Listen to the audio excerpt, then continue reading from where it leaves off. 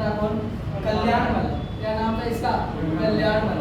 लेकिन अपने राजस्थान वाले जो है वो नाम बिगाड़ने में सबसे आगे रहते हैं ना, इसलिए इसका बेचारे का नाम तो कल्याणमल था, क्या कहने लगे इसको? कल्ला। इसको क्या कहने लगे? कल्ला। और इसके पिताजी का नाम रायमल था, इसलिए आगे क्या लगाता है? रायमलोत लगाता है। अब देखो जो कल्ला रायमलोत है, इसके समय में कौन सा शाखा होता है? सिवाना का। दूसरा शाखा होता है सिवाना का। आक्रमण कौन करता है? तो आक्रमण करता है अकबर। और अकबर किसे भेजता है? अकबर इसी के ताऊजी उदय सिंह को भेजता है। किसको भेजा इसने? मोटा राजा उदय सिंह को भेजा था। और मोटा राजा उदय सिंह जो है वो कल्ला रायमलोत को हरा देता है। देखो ये कल्ला रायमलोत पर आक्रमण करने का क्या कारण था अकबर का? आगरा में अकबर अपना दरबार लगा रहा था। उस दरबार में एक व्यक्ति था सुरजन आड़ा। वो था बूंदी का सुरजन आड़ा। बूंदी में राज था चौहानों का, और चौहानों की शाखा थी आड़ा। इन आड़ाओं का बूंदी पर शासन था। सुरजन आड़ा ने 1570 में अकबर की अधीनता को स्वीकार कर लिया था और उसी के दरबार में आगरा में रहा करता था। एक दिन अकबर का दरबार लग रहा था, तो उस दरबार में सुरजन आड़ा भी बैठे थे। अन्य राजस्थान के जितने भी राजपूत राजा थे सभी बैठे हुए थे वहाँ। अकबर को पता चला कि सुरजन आड़ा की जो पुत्री थी उसकी उम्र 18 वर्ष हो गई थी। कितनी? 18 वर्ष। 18 वर्ष का मतलब वो विवाह के लायक हो गई, शादी के लायक हो गई थी। इसकी पुत्री सुरजन आड़ा की पुत्री। तो अकबर ने कहा सुरजन आड़ा से, क्यों ना आड़ा जी आपकी पुत्री जो है उसका विवाह जहांगीर के साथ में कर दिया जाए। किसके साथ कर दिया जाए?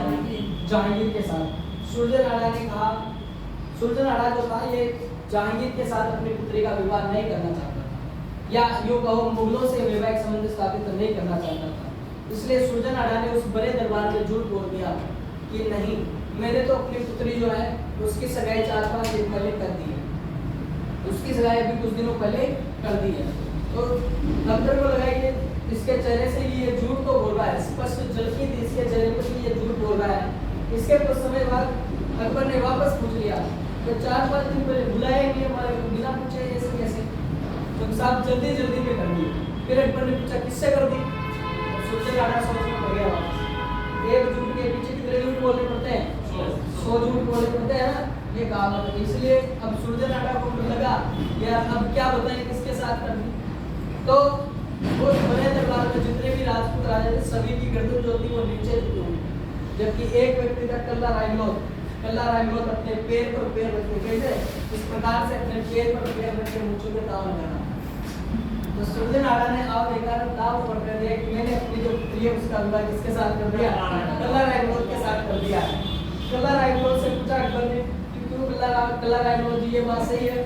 तो कल्ला रायमलोत ने भी हाँ कर दी, हाँ साहब ये बात सही है, अभी 4-5 दिन पहले हुई सिखाई, तो जल्दी में आपको निमंत्रण नहीं दे पाए, उसके लिए हम माफी मांगते हैं। ऐसा कहते हुए ठीक है, तो अकबर ने उस दिन वो जो दरबार था अपना वो दरबार वहीं पर समाप्त कर दिया। उस दरबार के समाप्त होने के बाद सुरजन आड़ा आए कल्ला रायमलोत के पास में, और कल्ला रायमलोत से आकर के बोला कि भाई अब जल्दी जा बूंदी और मेरी पुत्री से क्या करके आ जा, सगाई करके आ जा। तो उस जो सुरजन आड़ा की जो पुत्री थी उसका नाम था बान कंवर। क्या नाम था? बान कंवर। अब जो अकबर है, अकबर कल्ला रायमलोत से बिल्कुल, कल्ला रायमलोत और अकबर के संबंध बिल्कुल खराब हो गए थे यहाँ से, ठीक है। अब कल्ला रायमलोत जो है इसका ट्रांसफर कहाँ कर दिया जाता है? लाहौर कर दिया जाता है। कहाँ कर दिया अकबर ने? लाहौर भेज दिया इसका, है ना। जब यहाँ अपने भी यही राजनीति की एक तरीके की, जब अपने यहाँ भी कोई सरकारी कर्मचारी बढ़िया तरीके से काम नहीं करता तो मंत्री उसका क्या कर देता है? बाहर में डूंगरपुर बहुत बड़ा दिखा देता है उसको। इसी प्रकार इसको क्या दिखा दिया गया? लाहौर दिखा दिया गया। अब इसको लाहौर दिखाने के बाद में वहाँ जो लाहौर का गवर्नर था उस गवर्नर की हत्या कर दी इसने। लाहौर के गवर्नर की हत्या किसने कर दी? कल्ला रायमलोत ने। और गवर्नर की हत्या करते रातों रात कहाँ आ गया? रातों रात सिवाना में आकर गया वैसा।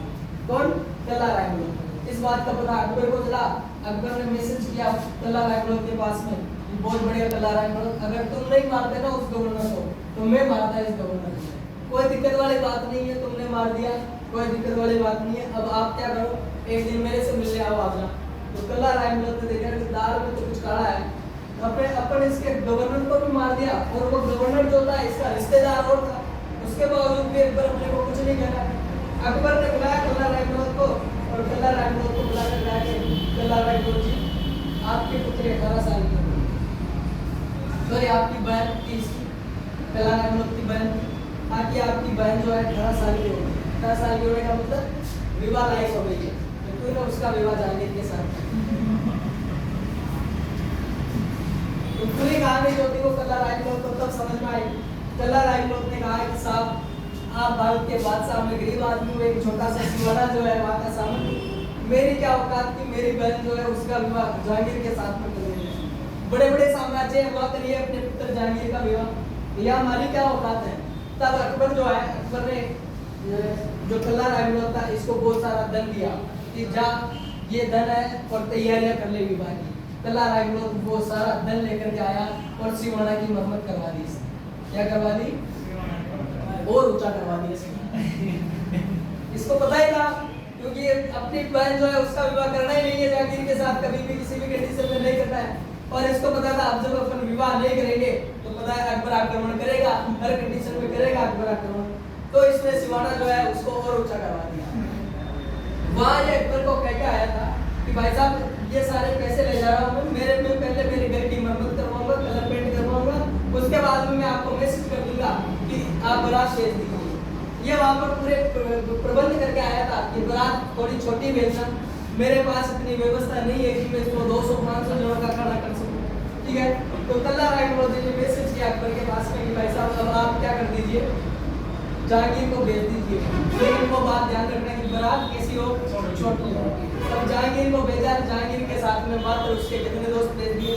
4 दोस्त भेज दिए। कितने? 4 दोस्त भेज दिए जहांगीर, ठीक है। अब जहांगीर अपने पहले तो क्या होता था, बारात को जो है ऐसे गांव के बाहर ही रुकाया जाता था ना, और फिर उस बारात को लेने जाते थे ढोल लगाने के साथ में। तो उस लेने जाते थे उस प्रथा को कहा जाता है सामेला। क्या कहा जाता है? सामेला कहा जाता है उसको ना, सब जानते हो उनको गाँव के हो, सामेला कहा जाता है उसको। वहाँ गए और आजकल तो जो है बारातें रुकती कहाँ है? राजकीय प्राथमिक विद्यालय में, राजकीय प्राथमिक विद्यालय में, वही है आजकल के कारण। वहाँ जहांगीर को भी राजकीय प्राथमिक विद्यालय सिवाड़ा में रुकाया गया था। तो वहाँ रुकाते कला रायमलोथ आया सामेला के लिए स्वागत करने के लिए, और कला रायमलोथ ने आते ही सबसे पहले तो जहांगीर को जूतों की माला पहनाई।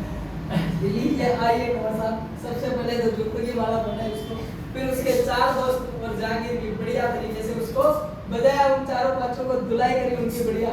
जहांगीर जैसे तैसे करके वहां से भागा और भाग कर अपने पिताजी से बात चला गया और अकबर से जाकर के कहा कि यार पिताजी कहाँ भेज दिया, आज तुम्हारा बच के आया हो कैसे तैसे, ठीक है। जब अकबर को इस बात का पता चला तो अकबर ने उदय सिंह से कहा, उदय सिंह जो अकबर की शरण में रहा करता था उस समय, उदय सिंह को भेजा और उदय सिंह जो है यहाँ आया और कला रायमलोथ से युद्ध किया। कला रायमलोथ जो है इस युद्ध में लड़ते हुए वीर गति को प्राप्त हो जाते हैं। और कला रायमलोथ और रानी जो बान कंवर जो थी, जब बान कंवर को इस बात का पता चलता है कि कला रायमलोथ का आक्रमण हुआ है, तो बान कंवर जो जिसकी सगाई हुई थी मात्र कला रायमलोथ के साथ, बान कंवर ऐसा सोचते हुए कि सगाई जो है उसको राजस्थान में अपने अर्ध विवाह माना जाता है, ये अपना क्या हो गया है, आधा विवाह हो गया है। इसलिए बान कंवर बूंदी से यहाँ चली आती है सिवाड़ा, और सिवाड़ा आकर के क्या कर लेती है, जौहर को लीड करती है। क्या कर लेती है? जौहर का नेतृत्व करती है, और जौहर में अन्य रानियों के साथ क्या हो जाती है, सती हो जाती है, ठीक है। ये जौहर यहाँ किसके नेतृत्व में हुआ? दूसरा बान कंवर के नेतृत्व में, ठीक है। कला रायमलोथ ने इससे पहले पृथ्वीराज राठौड़ हुआ करता था, राय सिंह का छोटा भाई, अभी बीकानेर वाला किला पड़ा था ना, उसका एक भाई हुआ करता था छोटा पृथ्वीराज राठौड़। और पृथ्वीराज राठौड़ से कहा था कला रायमलोथ ने कि मेरे क्या लिख देना, तुम मर्सिये लिख देना। क्या लिख देना? मर्सिये। मर्सिये क्या होते हैं भाई? मर्सिये होते हैं कि किसी भी वीर राजा जो है या कोई भी वीर पुरुष जो है, शूरवीर जो है, उसकी मृत्यु के बाद में लिखे जाने वाले दोहे गदों, वो क्या होते हैं? मर्सिये होते हैं। उसको मरने के बाद में कि ये युद्ध में किस किस प्रकार से लड़ा है। आपने भी कई प्राचीन कहानियां सुनी होगी कि फलाना वो शूरवीर था, वो लड़ते हुए जब उसका जो सिर था वो कट गया था, फिर भी उसकी दड़ जो थी वो लड़ते हुए 3-3 किलोमीटर दूर तक, 4 किलोमीटर दूर तक आ गई थी। सुना होगा ऐसा कई वाक्य मिलते हैं अपने को, अपने जो पूर्वज थे उनमें कुछ जुझार ऐसे बहुत सारे उदाहरण मिलते हैं, ठीक है। तो कला रायमलोथ ने कहा कि मेरे क्या लिख देना? मर्सिये। पृथ्वीराज राठौड़ ने कहा ठीक है, मैं वादा करता हूँ आपसे, आपकी मृत्यु के बाद में मैं आपके क्या लिख दूंगा? मर्सिए। कल्ला रायमलोथ ने कहा कि मरने के बाद में तो सभी लिखते हैं, तू क्या कर मेरे जीते जी मेरे मर्सिए लिख। पृथ्वीराज राठौड़ ने इसके जीते जी क्या लिख दिए थे, इसके मर्सिए लिख दिए थे। कल्ला रायमलोथ के मर्सिए जिन्हें कहा जाता है। और कल्ला रायमलोथ से पृथ्वीराज राठौड़ ने कहा भी था भाई जब तू मरा ही नहीं है तो तेरे मर्सिए किस प्रकार से लिख। मर्सिए तो उसके लिखे जाते हैं जो युद्ध में युद्ध करा और इस प्रकार से वीर गति को प्राप्त हुआ है। तो तेरे मर्सिए जो तब कल्ला रायमलोथ पृथ्वीराज राठौड़ से कहता है कि साहब जिस प्रकार से तू मेरे मर्सिए लिखेगा ना उस प्रकार से मैं युद्ध करूंगा, उस प्रकार से क्या करूंगा मैं युद्ध करूंगा। और जिस प्रकार से पृथ्वीराज राठौड़ ने इसके मर्सिए लिखे थे कल्ला रायमलोथ के, उसी प्रकार कल्ला रायमलोथ वहां लड़ते हुए युद्ध क्षेत्र में वीर गति को प्राप्त हो जाता है।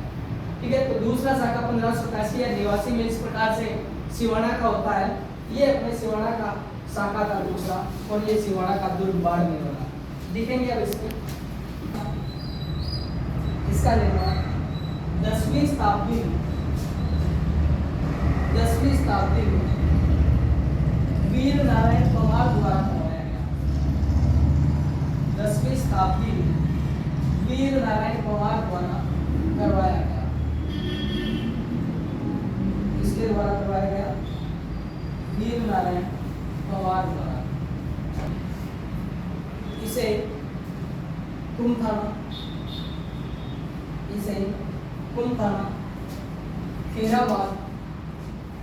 कुमथाना, खेराबाद मारवाड़ के शासकों की शरणस्थली।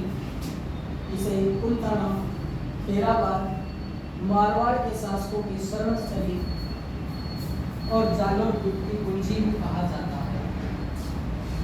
और जालोर दुर्ग की कुंजी भी कहा जाता है।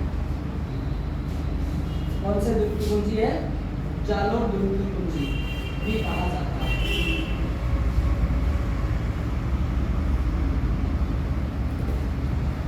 यह दुर्ग 56 की पहाड़ियों में 56 की पहाड़ियों में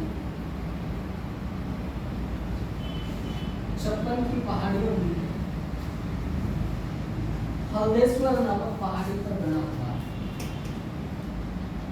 हल्देश्वर नामक पहाड़ी पर बना हुआ है। 56 की पहाड़ियों में हल्देश्वर नामक पहाड़ी पर बना हुआ है।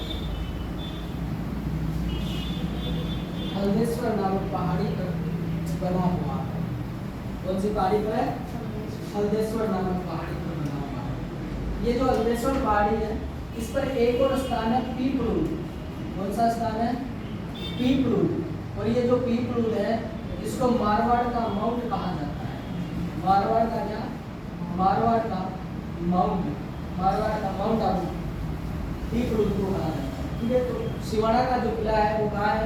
56 की पहाड़ियों में हल्देश्वर नामक पहाड़ी पर बना हुआ है। ठीक है, नेक्स्ट देखो इस दुर्ग में कल्ला रायमलोथ का खड़ा, इस दुर्ग में कल्ला रायमलोथ का खड़ा वह बांडेलाव तालाब स्थित है। बांडेलाव तालाब स्थित है। कौन सा तालाब है? बांडेलाव तालाब स्थित है। ठीक है, जब पहला शाखा हुआ था ना 1308 में सातल और सोम के समय जब अलाउद्दीन खिलजी ने आक्रमण किया था तब अलाउद्दीन खिलजी द्वारा इस बांडेलाव तालाब में गोरख को मिला दिया गया। क्या मिला दिया था? गोरख का तो या गोमांस कर दो, गाय का मांस मिला दिया गया था इस बांडेलाव तालाब में। तो राजपूत वीर जो है कभी भी गाय का मांस सेवन नहीं करते, गाय का मांस। इसलिए यहाँ पर जो है अब बांडेलाव तालाब में जब गोमांस मिला दिया गया तो इस दुर्ग में पानी की कमी आ गई। और पानी की कमी आने के कारण दुर्ग के द्वार जो थे, जितने भी गेट जो थे वो खोलने पड़े थे, जिसके कारण अलाउद्दीन खिलजी की सेना दुर्ग में प्रवेश कर गई थी। और सातल और सोम जो दोनों थे ये दोनों लड़ते हुए वीर किले से बाहर था ना। एक व्यक्ति था जिसका नाम था दैया राजपूत भी था, सॉरी बाइला नामक एक सैनिक हुआ करता था। इसका बाइला नामक एक सैनिक था सातल और सोम का। ये जो बाइला नामक सैनिक था, इस सैनिक ने गुप्त रास्ते बता दिए अलाउद्दीन खिलजी को। और गुप्त रास्ते या इसके माध्यम से जो मंडेला तालाब था इसमें गो रख दिया, गोमांस मिला दिया, तालाब की जी इससे कहा कि तेरे को राजा बना दूंगा सिवाना को। अब जब राजा ही बना देगा तो मिला दूंगा करेगा, तो इसने जो है इसमें गो रख दिया, गोमांस मिला दिया, इसलिए